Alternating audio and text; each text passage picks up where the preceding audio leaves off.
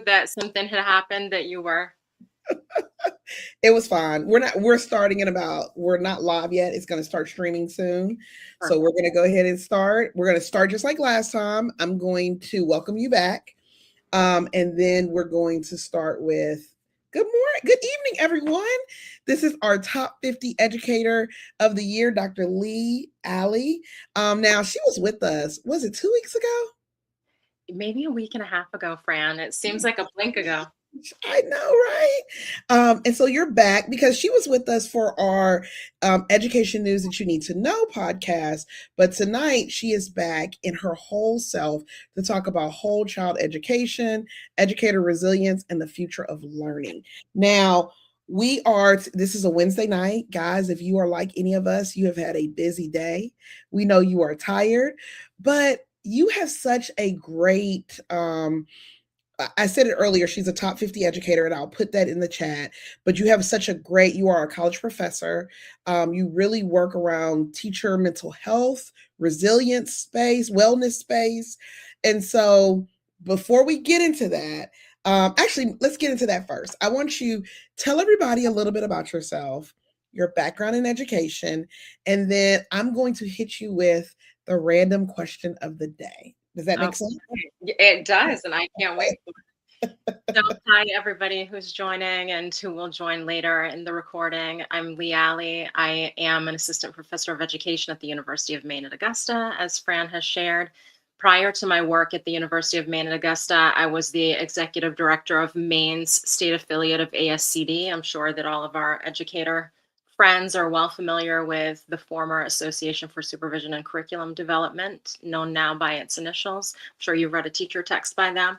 For almost a decade, I was the executive director for Maine ASCD. And of course, the mission there was whole child education at the time. And we can talk a little bit more about the shape that that work took. But, that was really what ignited my passion, probably, Fran, around the whole child.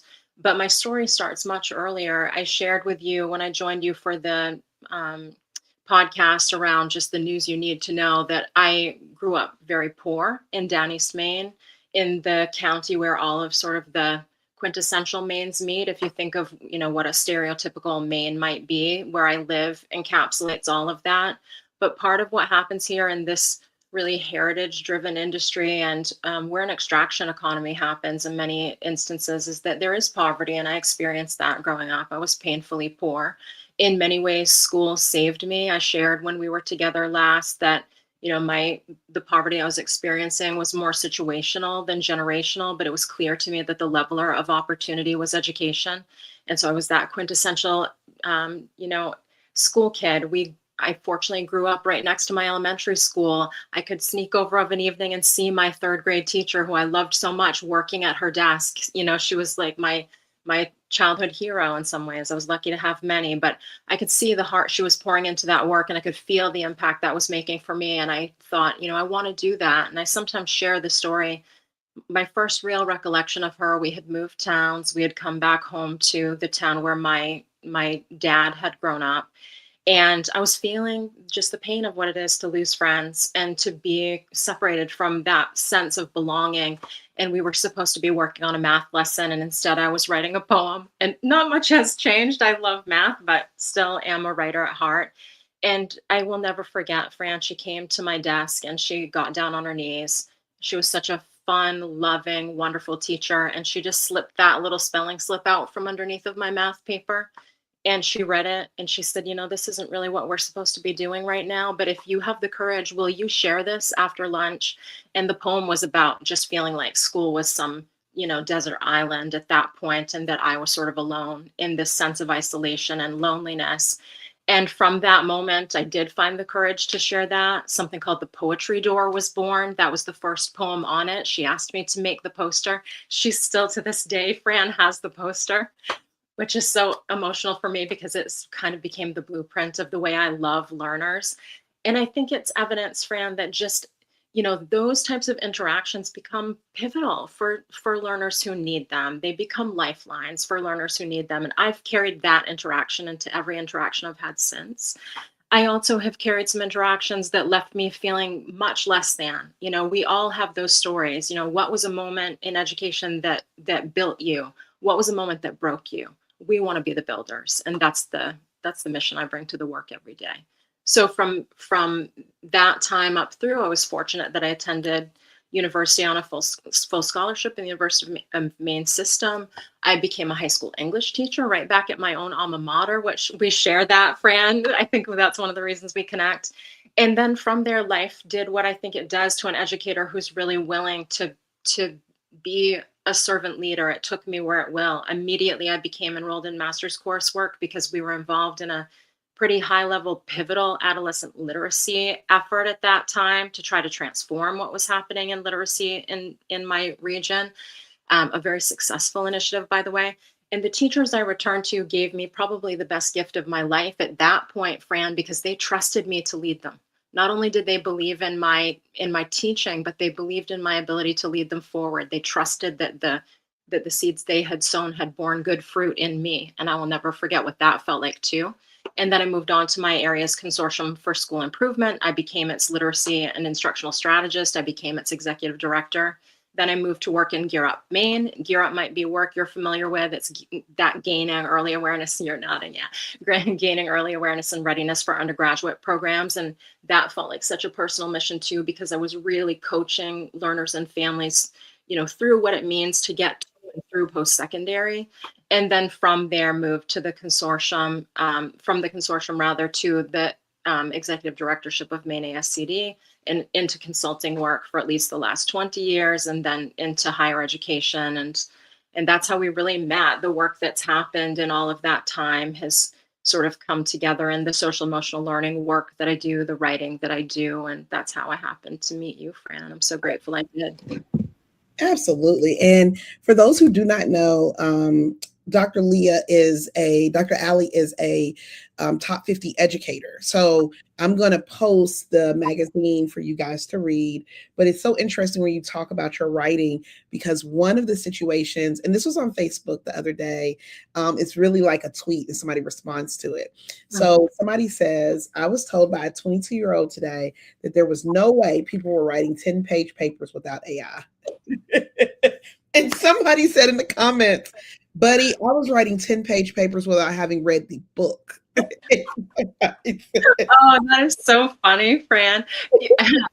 I read something the other day that was sort of related. It said something like, my biggest flex is that I earned my, undergrad degree while there were no computers. You know what I mean? It's like, that is kind of a flex. Think about how we did that. And when I think about going to university, I had no internet. I had no computer in my space. We had a shared computer lab. At maybe the latter years of my undergrad had maybe a word processor. That was the big deal at the time. You're feeding the paper and you can see this much of what you're writing at a given time, prints the whole at the end.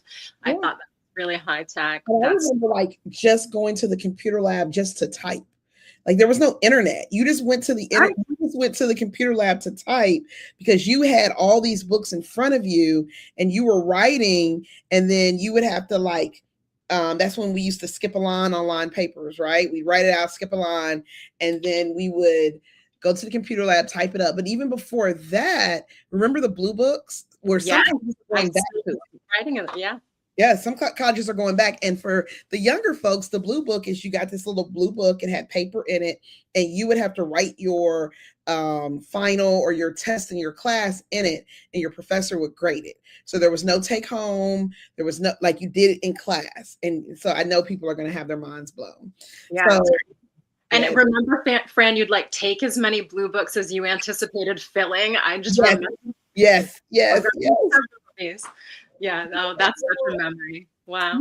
Bring back blue books. I feel like it was a lot of pressure, but for so many kids, the AFT, Randy Wagerton just did a speech today about the need for schools to really monitor AI, to technology, and really not a ban, but banning some of it from K2, just really going back to the focus and putting pens and paper in kids' hands. So I think that is all important. I think so too. it's interesting that your expertise is social emotional learning for teachers, and one of the things that you have coined, well, you've started the first masters of arts in teaching focused on the whole child education. So can you tell us a little bit about what that means, and like what is that for those who are listening and is like, oh my god, I want a master's in this. I love that. Thank you for the opportunity, Fran. So, I would say when I joined university faculty, I was treated in the same way I was when I joined the ranks of my high school, teaching cohort. I was trusted to do what I do best, and I feel like there's such a gift in that. When I joined the faculty at the University of Maine at Augusta, they were looking to institute some sort of a master's program, and we talked at the time about a master's in elementary ed over our post-bacs, or teaching out our post-bacs eventually. And I said, that's a great idea. And that is an intent to plan we have on the books right now in the University of Maine system, and we'll develop it in the next year. But I said, could we just put a pin in that idea and maybe talk about something that's a more critical need, and a need that certainly exists in Maine, but far beyond. And then I started talking about the whole child and my own expertise, and how we really do have to equip educators for a need that they can identify, but they weren't explicitly instructed in their undergraduate studies. There are pieces of it all throughout. We both completed probably a pretty similar, course of study, but we needed some system to really codify what it meant to support a whole child. And so they trusted me to build the degree. I built all of the courses except one that is in the pathway now. I also created a related certificate in wholeness centered teaching and learning, which is a set of 5 courses. But really looking at, what are the needs not only of a whole child, but also of a whole educator. You can't have the one without the other, I really believe. And looking at all of those domains of development. It's not just the cognitive, as you know, Fran, it's all of the rest. And so really sort of using, that whole child framework from ASCD as the buckets, the healthy, safe, engaged, supported, challenged. But more than that, how do we grow a resilient educator? And so it is the world's first dedicated Master of Arts in Teaching Whole Child Education, meaning every bit of the coursework is all devoted to the whole child and the whole educator. There's not a sort of core pathway and then you get to branch out into this work of the whole child. Every bit of that pathway is all centered on the whole child and the whole educator. So start to finish, you're doing that work, immediately applicable with research questions you are interested in, and drilling down on that and culminating in a master's thesis, on a research question really of your design. I'll have my first cohort of thesis writers this year, which I think is really exciting, Fran. But, I think one of the things that makes the program unique, in addition to the fact that it is the first dedicated master's, is that the approach that I've taken with it is a really adult first approach. And someone I very much admire, a very big name in education, once told me that, wouldn't it be nice if you could do that work that way, but adults aren't interested in doing that. I said, that is not at all my experience. My experience is when we all are safe to do the messy work, because whole child work and social emotional learning is messy work by nature. When we feel safe enough to show up to the work, we will bring our full self to the work, and we'll settle to the work, and it will be the most serious work we've ever done. I truly believe that. So it's a very adult first approach, in that I am looking to grow a set of competencies in adults who in turn are ready to grow a set of competencies in their learners, and to build communities where we really all can thrive. And just like we always say, you can't have a learner check parts of themselves at the door. Why do we treat teachers like they can either? Your nervous system shows up with you there. And when the nervous system shows up, it has to find support. So that's the work of that master's. I'd encourage anyone to reach out if they'd like to through the various channels that exist to get in touch. But I'm proud of the program. I think it is a program that fits everyone, because it is very specific to your own role and context. No matter what your role is, it is a master's program for someone who is, working in custodial, driving the bus, working in cafeteria, paraprofessionals, educators, admin. There's something for everyone. It's a non-licensure degree. You're not going to get a license in whole child education. That doesn't exist right now. But I like to say it's a leading edge. It's a future-proofing degree. This is where we're headed, I truly believe. And so I'm very proud of it. Grateful to you, Fran, for giving me an opportunity to talk about it tonight. Oh, it's amazing, and it's so interesting. We didn't talk about this before. Is that we actually have the first teacher self-care conference.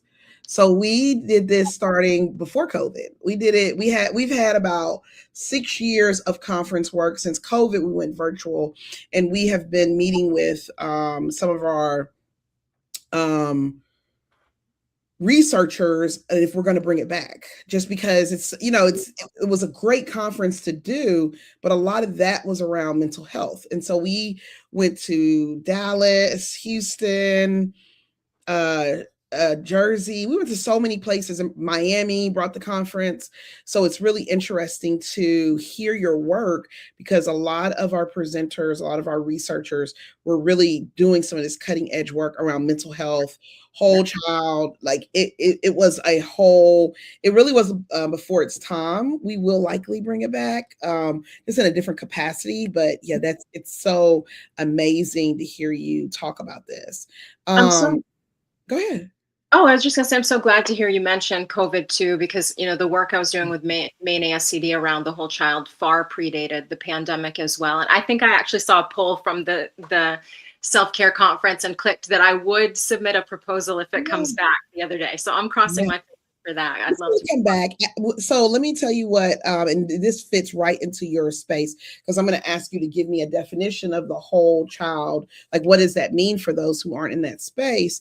But one of the things that I wanted to get away from, I definitely need practitioners there, but I wanted it to go more on a research side, because there is a lot of great work happening, and I didn't want people to think that self care was about bubble baths and nail polish. Mm, Like, that's not self care.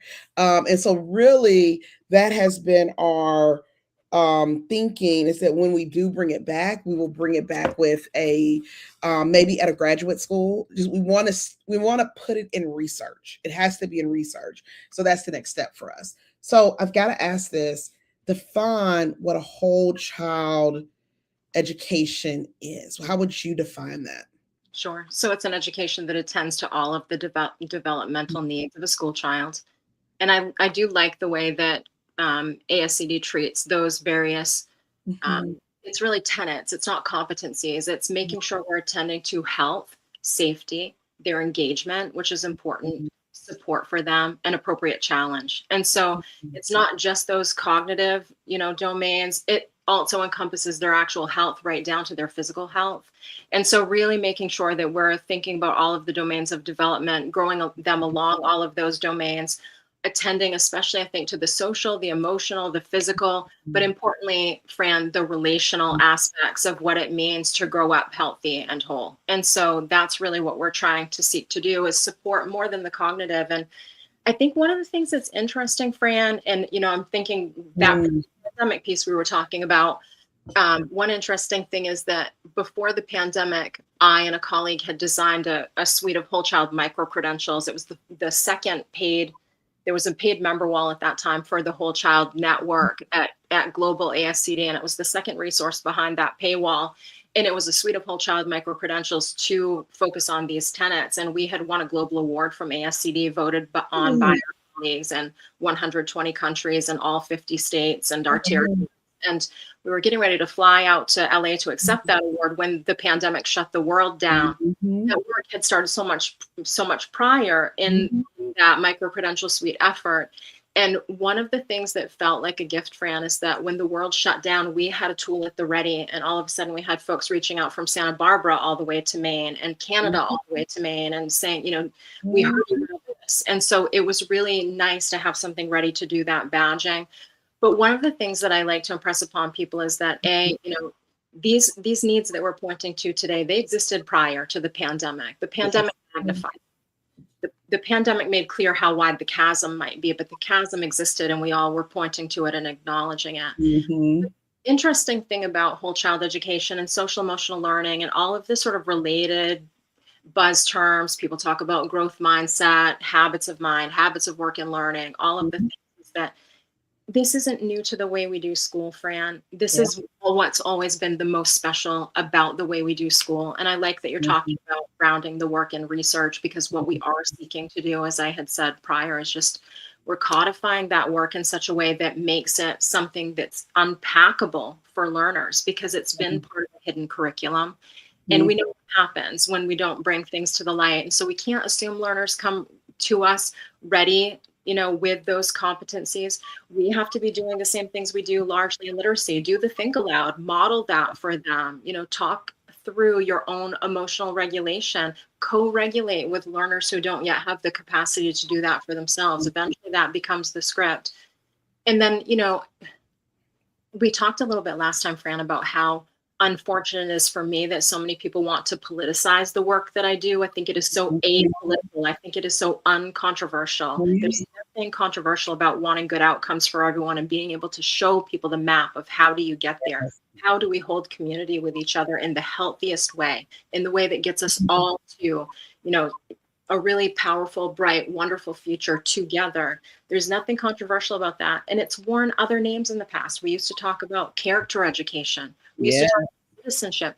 Even what we used to talk about as sort of school spirit, Fran, so much of what we're unpacking lived in those moments. And so it upsets me when people want to politicize the work I do, and point to that as in some way controversial, because we're just talking about what does it mean to be human and hold space for each other, and how do I become my fullest self because someone's paying attention to my deepest needs on all of those dimensions. It's not indoctrination. It's Yep. helping people understand how to live out community together. Absolutely. And we see the crisis that many of our, not just our children, our adults in, how dysregulated people are, people's well being, teachers, students. It is needed work. One of the things that, and I learned this term as we were producing the Teacher Self Care Conference, is this emotional fatigue, right? Teachers are experiencing burnout, but also emotional fatigue. And one of the things that would just burn me up is when people would say, they just need a rest day. No, no, no, no, no.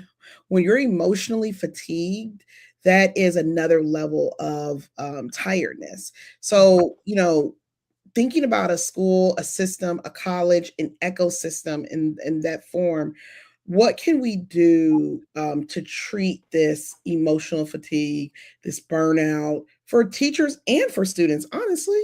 Mm-hmm. Well, it's interesting, Fran, because you said so many things.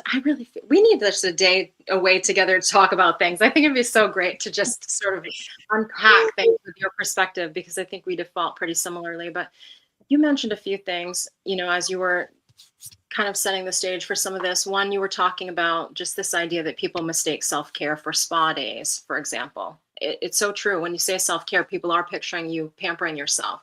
No, it's attuning to your needs, but the most basic of those needs do lie in that sort of psychological safety realm. You even talked about like no screen time for K to 2 or pre-K to 2. I actually was writing an article recently. I thought, why is no one talking about this? This is the way we should be moving. And then suddenly, I think, are you feeling it too, Fran? There's like an instant awareness now. Something shifted that everyone is really, it's like lights are on about these are the problems. But the first light that needs to come on for all of us is just we need to be psychologically safe. And you and I were talking last time when I joined you about the news you need to know. And we were talking about all those difficult to grapple with headlines and the things that are happening. That's the first ingredient. We have to be able to lay down truth with each other and feel safe that that truth has a place to land, that the place it lands is soft, that when it lands without judgment.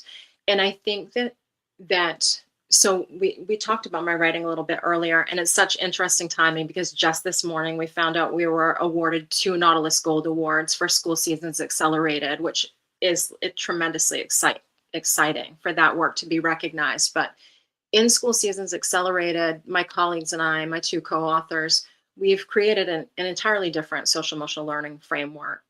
I think it's much simpler. It's much more responsive to the needs of the lived experience in schools for teachers and for students alike. And really, it comes down to understanding ourselves, nurturing ourselves, understanding others, nurturing others, and building a better world and what that looks like.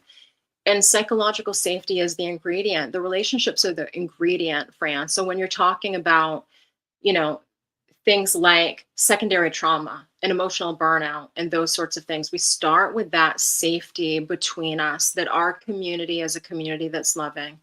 And one of the things that I wish more people understood, Fran, is that there are no silver bullets in education. And we definitely all know that.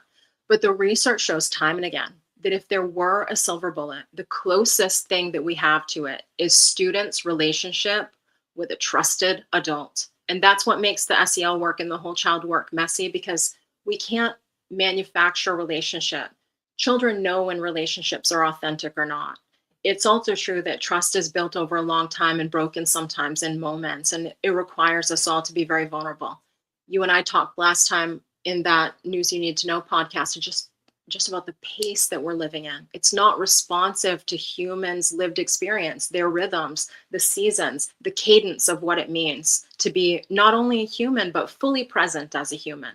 And that's part of what you're talking about, Fran, when you're asking that question about just that, that real fatigue, that more than we need a rest day and a reset, we need that safer place to lay something down and return to what it means to be human.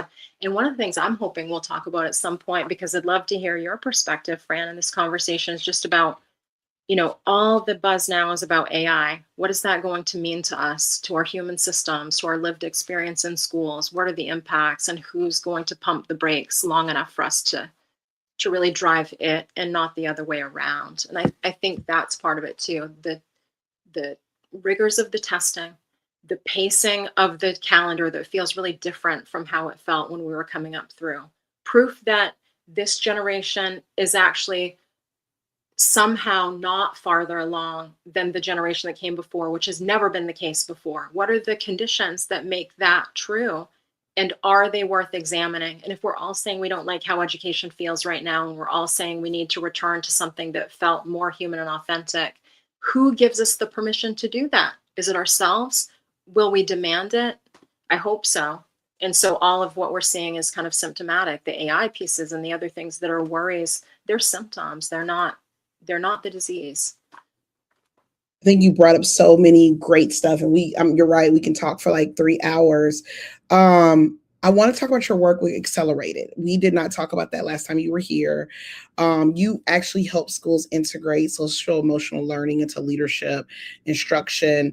What do you think schools are getting wrong about SEL, other than making it political? Yeah. What are schools getting wrong about it? Well, I think the place we probably go most wrong, Fran, is just that we think the answer lies in a program that we take off the shelf. And one of the reasons that we turn there is because we have to begin somewhere, and because again, it's a hidden curriculum largely that has to be unpacked for adults, just like it has to be unpacked for learners. And anytime we turn to sort of like a program, and I'm not trying to negate the fact that there can be impacts of those, it's like when you have a reading program. The reading program isn't the entire curriculum. You have to supplement it. You have to supplant pieces. You have to decide whether the pacing fits. All of those things go into the mix of what becomes curriculum. And the same thing is true about just social emotional learning approaches. It's something so much deeper than that program. It is the relationships themselves. It is the safety itself. It is, can we create the conditions to allow people to be human and bring their whole self here? And so it's all of that. But anytime we're turning to a program and putting faith in a program and wondering why we're not getting results when the program is the sum total of the effort, that's, I think, where we go wrong. And the reason we go wrong is because the reality is different. It's human. It's how we are in relationship with each other. It's the climate. It's the culture. It's the pieces that are built brick by brick. It's not something we took down off the shelf on Tuesday and opened to page 37. And so that's what I wish people knew. But it begins with that authentic relationship that's built by knowing people deeply. And the knowing is built by having the permission to slow down and return to a human pace. A human pace. That right there is a word, because I feel like many times we're moving so fast. It's not meant for humans to move that fast. And it's definitely not meant for kids to move that fast, which goes into my next question about the neuroscience, right?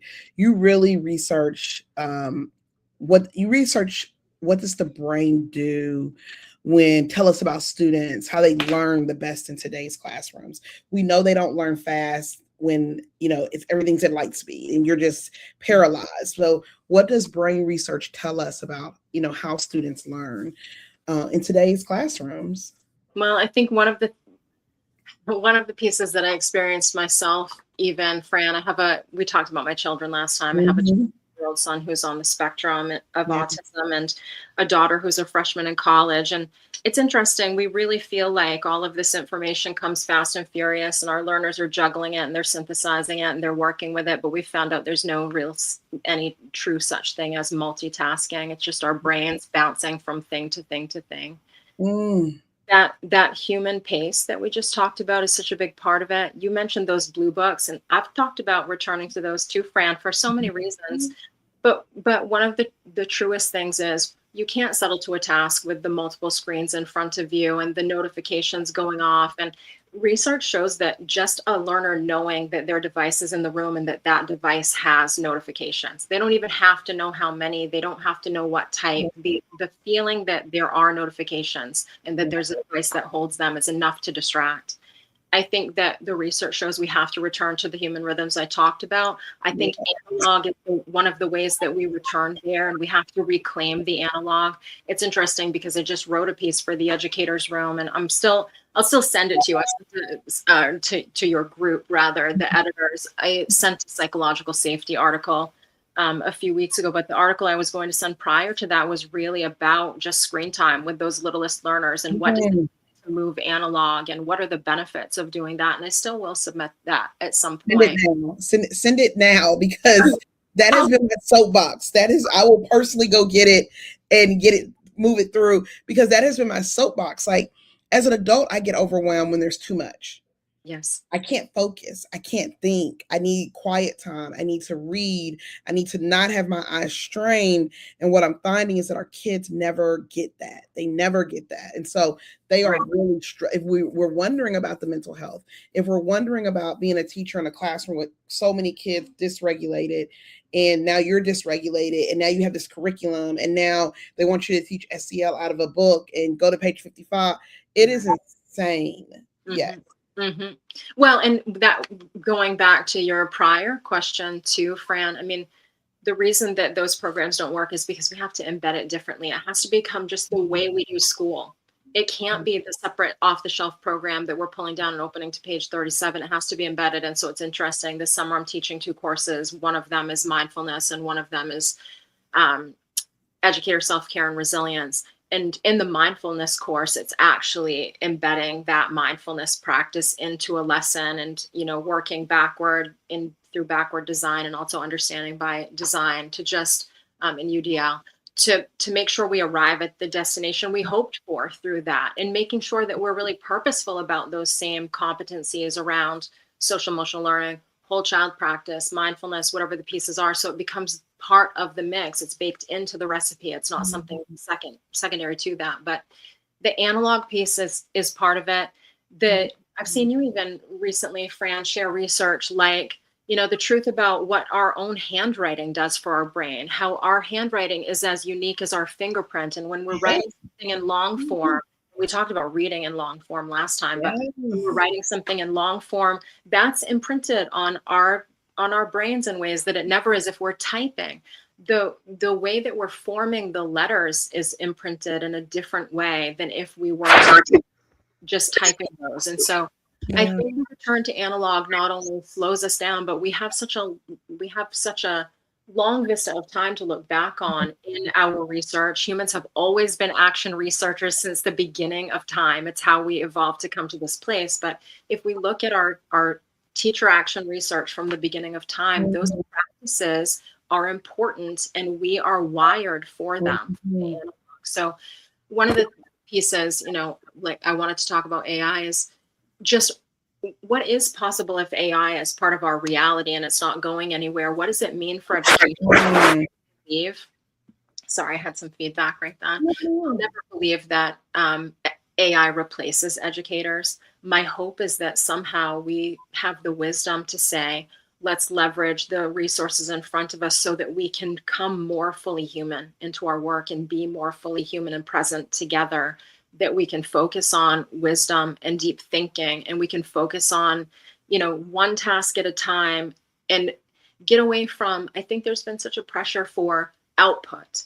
And that Mhm. really is a holdover from an industrial era, but it's a new type of output now in this information age. If we could stop focusing on output and get away from the idea that rigor is inherent to text instead of the task you Ooh, bring to it, and slow on down into, let's write one paper in this window of time and write it very well. Let's research deeply. Let's slow yeah. down and ask hard questions. Let's be in community together about those hard questions. Mhm. We've given a gift to ourselves then. But if we're just using AI as a driver to do more, more, more, and it's so crazy to me that we can think, it's wonderful to have information at your fingertips, but if there's no friction, Fran, in the moment, to even think about where did that answer come from? What went into formulating an answer like Mhm. that? Where was the research drawn from? All of it. Yeah, We just have so much to pause about, and I hope we will press pause. It's in our power to do it. And pause is where the rejuvenation is, the recharging is, the beginning again is. I love it. You're so on target. I want to switch to, we didn't talk about this last time, your Shiny Friends Super Squad series books. You are an award-winning author. What Uh, inspired you to write these SEL Center books for tweens? And what conversations do you hope it will spark? Thank you for the question. I've been a writer longer than I've been anything else. So, I was already a writer in that third grade interaction. I knew I wanted to be a writer, and I'm from a long line of writers. My grandfather and his father before him were poets. My mom is a poet. My dad likes to write. Literacy was always highly, highly valuable in my household. Books truly are the key to unlocking everything. I think if you want to change the world, you teach it to read. I always believe that. But writing fiction was my first passion, really, Fran. And, I like to think that one of the ways I'm able to be successful in the work that I do is that, it's not true that educators are constantly wearing different hats or different masks or showing one version of themselves to the world and one to the classroom. I think when you're living authentically, you get to be who you are integrated. And so my Shiny Friends Super Squad series is a social emotional learning series. It's fiction for tweens grappling with difficult questions about what it means to be in relationship with each other, and just unpacking problems and offering in the text a social emotional learning strategy that's embedded in the reading, applied in the reading, and then tips for how to apply that in real life. And I was fortunate that that did get attention early on, and it has been, decorated with quite a good number of awards. But it dovetails really beautifully with my work as an academic because it's centered on the very same research questions that I'm most interested in. It just does it in a way that, I really think, Fran, that all of my writing for every audience, and I do write for teachers, but I'm really writing for just the adults who nurture Yeah. learners, every adult, no matter your role or your context, but Mhm. for them, for the child themselves, for the educator, for all of us, so that we're just embracing our fullest humanity together. And that series really attempts to Mhm. bring a fun experience as a reader of fiction to something that is a teachable moment. If we talk about slowing down, Fran, when's the last time we had a chance to slow down for a teachable moment? They're fewer and farther between than they ever were before. And it's sort of me reclaiming space for that. Mm. It's such, I love when you said, who this is written for, because I think it gets to, it's not a, it's a book, but it's written for our tweens to get something out of it that they're not like, oh, this is an SEL book. No, it's just teaching you how to manage it all. I love that. I love that. Now we got a couple minutes left and I want to ask this. What are some trends you're seeing in education that give you hope for the future? Well, I'm a big believer that all information is good information, Fran. And I shared with you the last time I think that we were chatting that my granddad, who's gone now, who passed during COVID, he was a reverend. And I share that mostly to say that my sense of I think I shared this with you even. I look at education as my ministry. It's a different Mm, type of ministry, but it's human needs and meeting those needs and seeing people where they are and offering a hand out. And as far as I can see it, every time I've climbed a ladder, reaching a hand behind me to make sure someone's climbing behind. mm, Really, I wouldn't say that I'm a Pollyanna because I think I'm a realist, Fran, about, most things, but Mhm. almost everywhere I look gives me hope, because even the places where we're pointing to problems, there also are opportunities. And I think if we're training Mm. ourselves to see the opportunity, that's really the right lens to be using. And so, I can hope we do get a chance to talk more someday about AI and all of the various things that are coming down that we'll be grappling with as realities, and that we're so Yeah. worried about. We're humans and have human concerns. But if we could dig into where the opportunity lives, we could be hopeful about all of that. I'm hopeful even about AI, and that, certainly if you were looking at, we have to bring wisdom to AI, obviously, but help to make the way straighter for some of the work we do. If it Yeah. could free us from some of those tasks that really were never the heart of the work, to get to spend more time together unpacking the real human Mhm. gift of what it is to share a classroom together. When I really, Yeah. I don't have a classroom in a traditional sense anymore, Fran, and that our program has always been primarily online at UMA. It's not a new development. We Yeah. typically serve non-traditional youth who are looking to change careers, for example, or who are coming to university later in life. We have a growing traditional population, but if you Mm. think about the fact that the lion's share of a child's waking hours are spent in a classroom, and the gift that it is for an educator to be the trusted adult in Yeah. that space with them, sharing that space with them, building trust with them, showing them how to navigate life. Even AI can open the opportunity for us to be able to be in community with each other better if we allow it to. And so I'm hopeful about that. I think that humans are resilient, Fran. I think educators have wonderful hearts. I think that it dismays me that I think the perception is that maybe society values educators less than it has. I don't believe that, by the way. Mm. I will not cave to the idea that people who are trolling online represent the sentiment that society has about how valuable teachers are in And teaching. they're all bots. Yeah, they're bots online. So that, It's yeah. crazy, but it makes you feel, it really can cloud your sense that you're valued, valuable. Yeah. It can make you discouraged about the experience that you're having. Yeah. But I think that the truth is, humans are resilient. We do rise above. I think that there's danger in the silo, and I'm hopeful now Mhm. conversation happening, and that gives me hope. I think we're rallying together.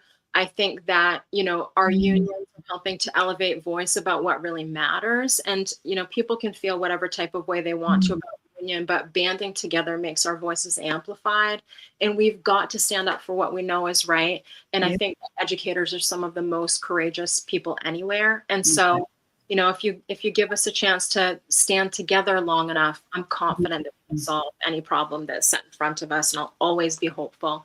And I'm hopeful probably most, Fran, and this is maybe where I'll cap this. Every time I look at my learners and I see the compassion, the care, the curiosity that they bring to my classroom, I know we're going to be all right. It's always so great to speak with you because you bring a calmness and you bring a um, common sense to how we treat educator resilience, mental health. Like you just bring a common sense that is so needed. Tell everybody how they can reach out to you. Where can they find your research? Where can they find all these things? And don't forget to send me those articles. Send me personally those articles. I will push those through. We will I, get those out. But tell everybody where they can find you. I will. So, I still think Instagram is Bookstagram. So if you want to follow me in my writing life, at Leigh Alley is my Instagram. And I love for folks to join me there. Shiny Friend Super Squad has its own Mm. space there. The accelerated work, Fran lives on a platform called The Worthy Educator. The gentleman who founded it, along with a couple of his colleagues, was the former senior director of constituent services for ASCD. And he really built a community for mid to late year, mid to Mm. late career rather, educators. And it's a really hopeful space to be passing down that wisdom. It really embraces legacy. And legacy is more than what we're leaving behind. It really is our hope for the future, Fran. And so Accelerated lives in that space, and that's how they can find that work. Shiny Friends has its own platform and all of it. But if folks want to reach out to ask questions about the master's degree or other things, leigh.alley@maine.edu is a great space to to reach out to ask those questions. We appreciate you. You have people who are dropping comments. Please feel free to respond to them. You can do it on our YouTube. You can do it on Facebook. But people are just, they feel the same way that I feel. So thank you, Dr. Alley. I'm sure you'll be back. You're like a regular now. So I love you just give some time in the summer. Join us on some Sundays. Join us on some Wednesdays. But we appreciate all you do. And guys, have a good night. For those who are up north, y'all have school tomorrow. Down south, we got out of school last week. I know, but we go back in July. So it's not a celebration. It is not a celebration. Thank you guys. Have a good evening, and we'll go from there. Fran, thanks. Thanks for everything. Bye-bye.